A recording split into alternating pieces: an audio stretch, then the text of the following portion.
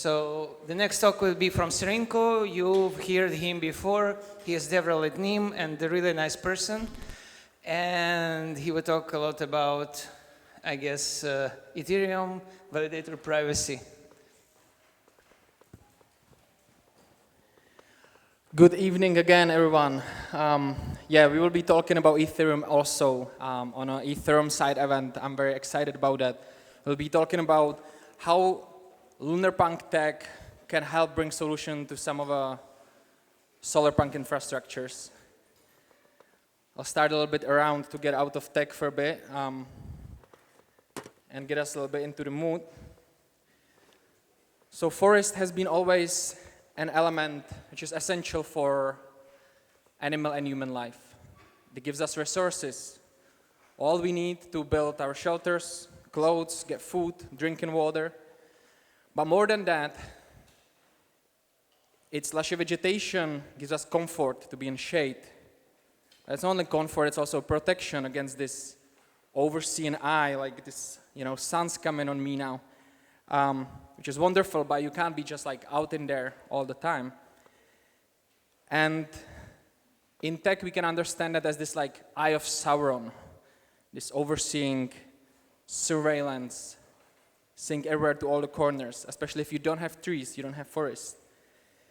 Ethereum 2.0 brings some great solutions, some improvements. It's really fun to play with. Unfortunately, so it has one of the worst privacy of the blockchains out there. And I want to argue here today that can actually lead towards disturbing the consensus itself and can be dangerous for the network. And we want to prevent that. So today I'll be talking a little bit about how we can bring network privacy and how network privacy can be useful for something as transparent as Ethereum and merge these seemingly very different concepts. Who came just now, wasn't here before, I will go quickly over that. I'm Serinko, a rather fresh DevRel for NIM. I before worked in projects like DarkFi as an external researcher, same with LunarDAO. And I'm anonymity enthusiast, privacy researcher. I'm personally involved in that.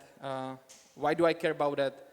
Is because I believe that if society or any communities want to develop and progress themselves freely, they need to be able to do so without surveillance. They need to be autonomous in order to make their own decisions without the fear of what's going to be the backlash on their own decisions. But that is in a very opposition of how internet is built today. Internet is not built in favor of people freely networking with each other. It's rather a place of surveillance, censorship, and data extraction. And none of the existing solutions can really prevent that. They can't resist to that. We see major boom in the end-to-end encryptions, VPNs all over the place, Tor, very good project. But in the end, on a network level, on the metadata protection, it doesn't really cut the edge, and they cannot defend against big private companies, cyber criminals, malicious hackers, and state structures like the NSA. We do work in that field, bringing a solution which is a privacy layer 0, which is just running on top of the internet. It's generic. That means it's not Web 2, Web 3, crypto, non-crypto. It's a privacy layer 0 thing, so you can plug anything on top of that, run anything on top of that. It's a mixed net called the NIM mixed net, and it's similar to another mixed net which you might know, such as Dandelion, Tor network, but it brings few features, there's few more cards in a sleeve which we realize that are needed for actual anonymity and privacy on network level. So such as Tor, it has multiple hops, like the onion routing, but we're adding covered traffic to that, so you cannot really tell which traffic is real, which traffic is just like a dummy packets, and adding little latency, like a timing obfuscation, which prevents against the de-anonymization. And not unlike blockchain, it's horizontal scalable. So you can expand to more nodes anytime you need to, or like shrink the network to less nodes to keep it just about right. If you look down on how VPN works, there's data coming in and there's data coming out. Basically, you just move trust to another point somewhere else. Tor is much better. Actually, Tor brought some great innovations with onion routing.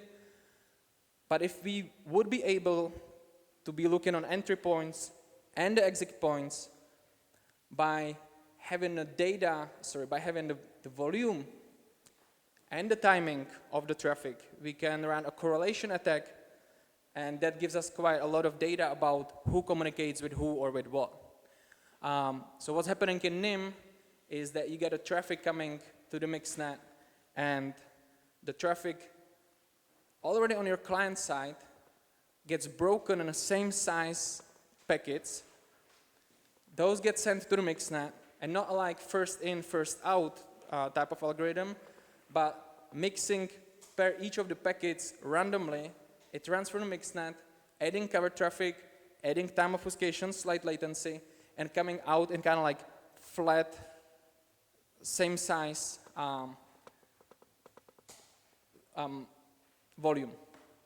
So you can't really tell also about the timing because everything has the same size and you don't know which packets were added randomly to the application services, peer-to-peer network service providers and what have you. And here we got ETH 2.0. How many of you run your validator here? Proof of stake. One hand up, two hands up, okay. And the rest of you want to stay anonymous, but don't worry, we know who you are. And with me, it's not so much problem, but those you want to stay anonymous from because you are under camera, they know who you are.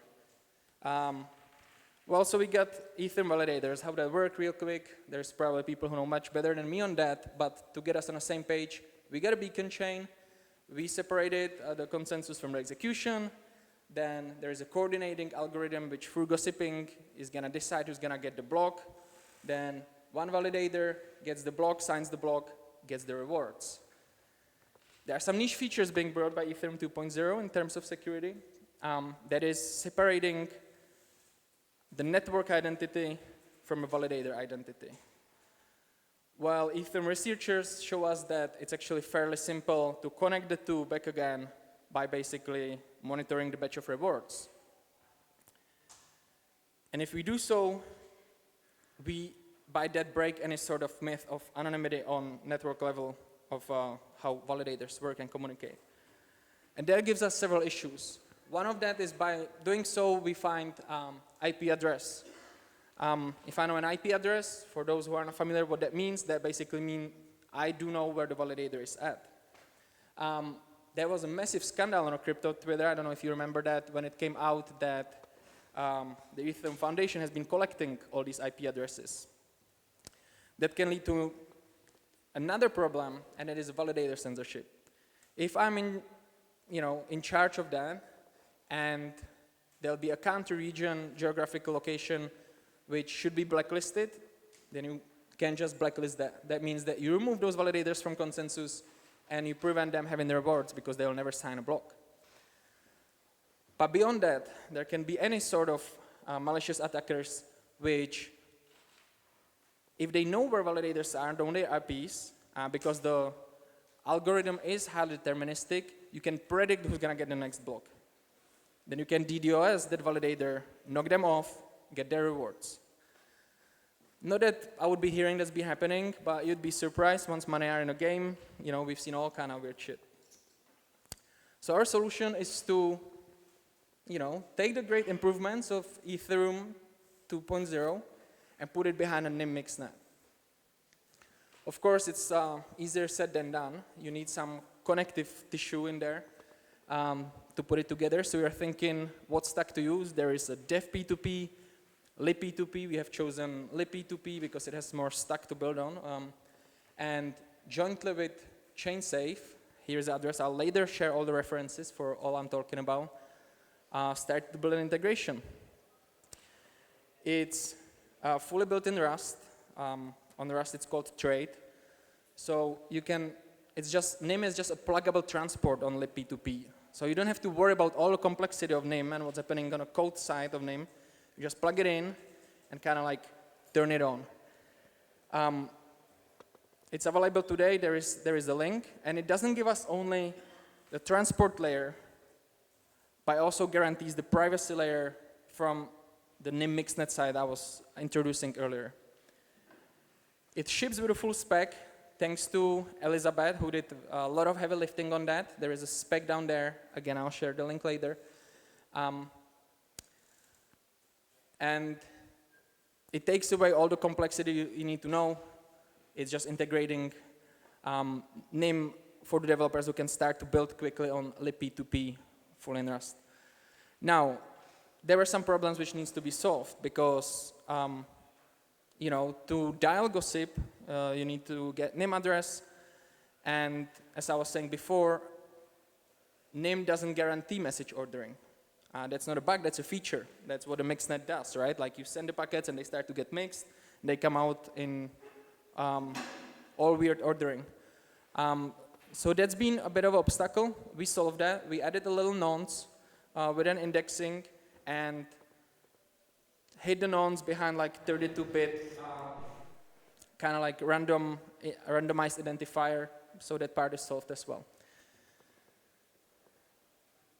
Now we are thinking, okay, what validator to use for that? Use the software stack also in Rust for consensus called Lighthouse integration. Is there any Rust devs who built on Lighthouse? Anyone? Here is little how-to guide, introduction. I must give here a little bit warning that it's kind of beta version, but it's ready to ship on. But, I don't want to go too deep on the technical stuff, especially given I got 15 minutes. So let's go to the interesting question. Will it be fast enough? All right, like producing blocks on blockchains is all about speed, especially on Ethereum. And every time we add anonymity solution, we go against speed. The contradiction will always be always existing. There's this dialectic force between speed and privacy. So we brought some stats from Lodestar. The total time for block production is 4 seconds. They broke it down, 300 milliseconds to produce a block, 450 milliseconds to receive block from network, and 550 milliseconds to process block. That's all in total 2.1 seconds. So will Mixnet be enough time, NIM Mixnet, to be able to run its process in that slot, which is about 1.9 seconds?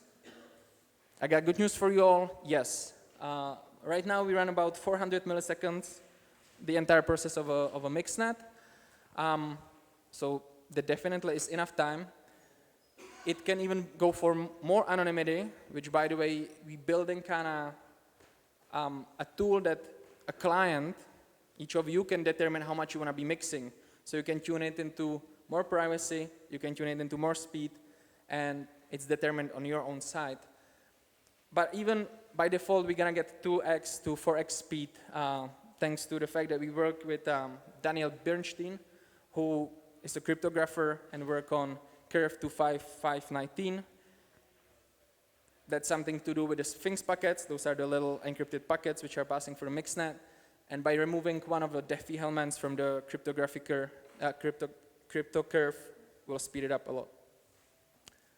So I want to give shout out to ChainSafe especially, who did massive help on this integration, and to Elizabeth, who's not in ChainSafe anymore, but did the major work on that.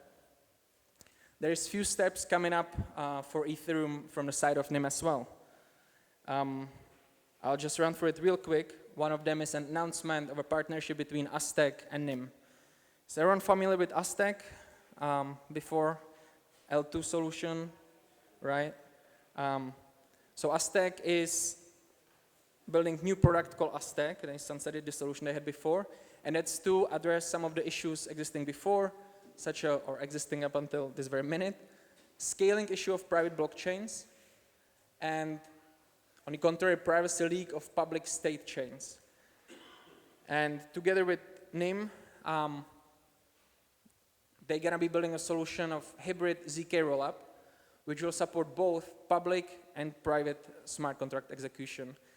They claim that it's first of its kind, and it's going to run entirely on through NIM Mixnet. So that's something up on a roadmap.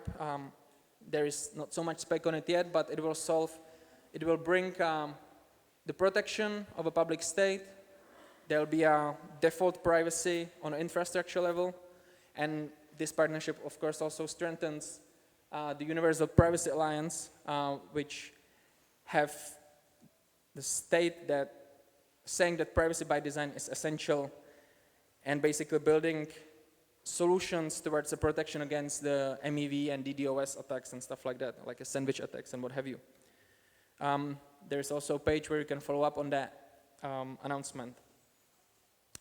So we do believe that despite the different angles we coming to the solutions and the philosophy we have behind, because NIM is privacy loves company, ETHRome is about radical transparency, but with a combination of technologies and commitment to user-centric privacy, we can actually build more secure and decentralized future together.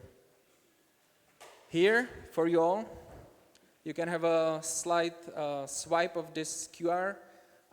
We started to make little side pages for all the events we do. So this is a tailored page with all the links and references. You will find there anything about the integrations I was talking about, basic NIM Mixnet architecture, some examples of another Rust, TypeScript SDKs, clients, and what have you. If you want to contact me, do so. I will be around for another several days, and especially tonight. That's why I'm here. If you don't catch up or you want to stay on, you can use any of these contacts, check nimtech.net, or write me an email, Twitter, I haven't been there really for about 4 months now. I can check it out. And big shout out to Elizabeth, who helped with the integration, and thank you all for coming today.